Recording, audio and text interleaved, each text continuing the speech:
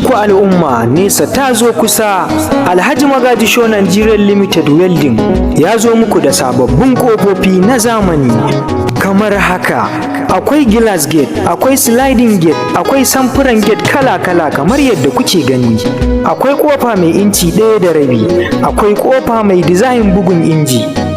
Haka zalika kuma ba su tsaya a nan ba, sun kware wajen kera injin tasan masara na zamani, ciki har da injin niƙan gari, huta tankaɗe uwar gida, kai har ma da injin markaɗen kayan miya, haɗi da rumfar mota, kai har ma da rumfunan gidajen mai.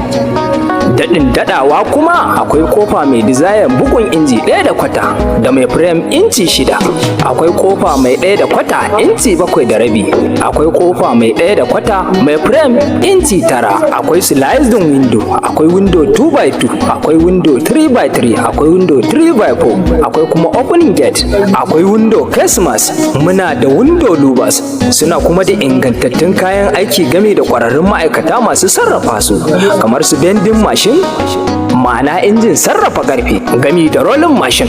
Haka kuma sun ƙware wajen ƙera bodin mota, kamar bodin trailer da kuma bodin single, kai har ma da bodin fodi, ciki har ma da na kanta. Sannan akwai ɓangaren masu gyaran mota, masu sauke inji su haɗa shi cikin sauri, duk dai a wajen Alhaji Magaji Show Nigeria Limited, wanda yake garin Kunkumi, bakin titi daidai gidan mai, Ikara Local Government Kaduna State.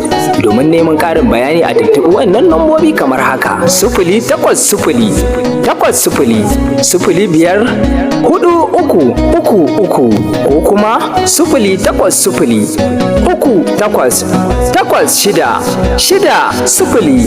08038866090. Sai kun zo a iso lafiya.